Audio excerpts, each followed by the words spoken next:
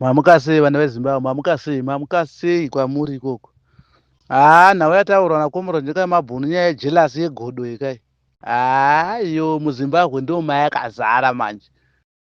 Munhu anoitira godo chayakatira nemwana wamai vake. Ende godo rinokonzera uroyi.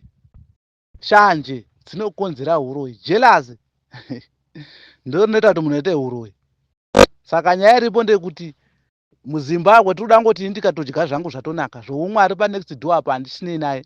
Aiwa tiri kuti tiri vana vomunhu umwe chete. Tinofanira kuti kazvitinakira zvitinakire tese. Handitika nyaya yegodo nyaya yejelasi hatimborashai. Plus kuna namaspeed. Vana maspeed vanoda kutomhanya dai zvanga zvadai dai zvafamba so dai zvadai. Aiwa speed ndei. Vakaitanga vacho tinovaziva vakatanga nawe. Vanoziva kuti vachaipedza sei. Handitika because iwewe ukada kuwanza speed usiri wakaitanga akaone speed iwe indazvo unobvisa munangagwa wacho handi une speed unogona iwewe une muono wakanaka chaizvo chaizvo unoda kumanyirira vamwe uchitukirira.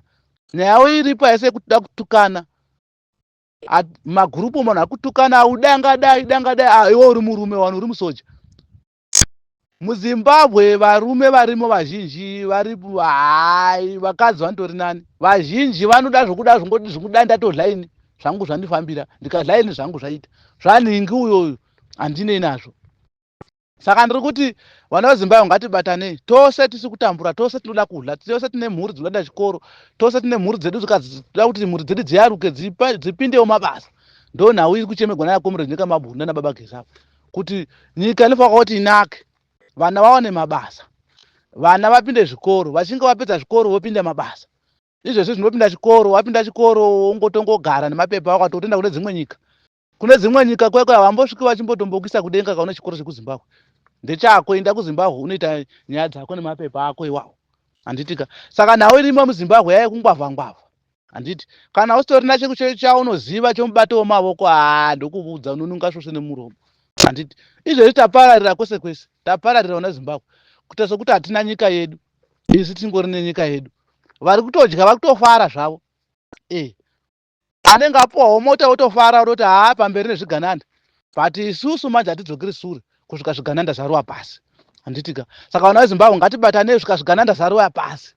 Zvokushoropodzana nenyaya dzespeed dzekuda kugadzana zvigaro tisati tatora chitanda tisati tasvika muKenani. Hatisati tasvika muKenani tichiri kuinda tiri murodhi yekuinda kuKenani. Saka zvokuda kushoropodzana kana kunyombana kuti hatimbomisa izvozvo. Vana vabagezana nakomero nyika mabhunu vanozviziva kuti ivo pavakabata ndepapi ndo vanoziva gwara kuti tiri kutora gwara rakati tiri kutora gwara rakati kusvika tanopinda muKenani. Saka hazvana maspeed avo timbozvombo tongorega hedu vachiita maspeed. Iwe ukachiona kuti nespeed iwe unokasira kubvisa munangagwa fast unoendawo unomubvisazve totokupururudzira. Saka nyaya iripo ndeyekuti kana usina chokuita usina zvaunoziva unongonyarara kana usina zvekutaura panyambo yekuda kutitukira malidha edu. Handiti saka nyaya iripo ndeyekuti vana maspeed hatidi kana mbuti wambovaona vana maspeed. Kenani ndiye hatiri kuzonopinda Kenani. Nyaya iripo ndeyekuti muZimbabwe mama chero ukanogwadama kun'anga uchiti ningi ndanondiroya ningi ndakadai unenge uchingotongotamba nenguva. Unokona kutogwana baba vako kana mai vako uchiti ndii munondikanganisa life yangu iwe hausi kuona panobva life. Pane gumbo renhama hausi kupaona iwe pari kubva nhamo.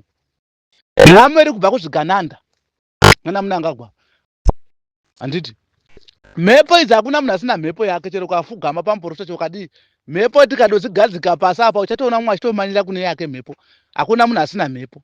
Saka ndiri kuti ndiri kuti nhamo yedu isi iri kubva kuzvigananda. Handiti kuchecha hatiindei zvedu but nhamo tizive kuti nhamo yedu iri kubva pakati. Handiti Munangagwa ndiye ari kuita kuti vana veZimbabwe vashayiwa mabasa.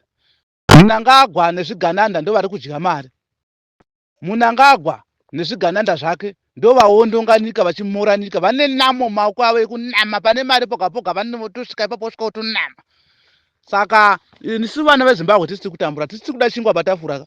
Katakuti toda chingwa patafura takuudza baba voda kuti tikwai tokuvezai. Saka ndiri kuti patakabata ipapo toramba kusvika tanopinda muKenani chete. Hatimbofi takavarega zvigananda chiita zvazvinoda izvi. Handiti kuita zvavanoda nenyika vachiondonga nyika. Saka nyaya yegodo iyi yataura nakombe zvekamabhuni, nyaya yejelasi hai yakazara. Tasamuchiona kuzi chechi inogona kuita imwe, but iri imwe uchaona pane chimwe chimvuri apa, chimvuri apa, ndo panoratidza ndo panotangira jelasi ipapo. Ko madii kungobatana moita chechi imwe.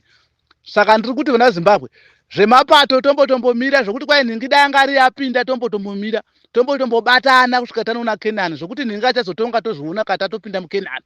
Handitika.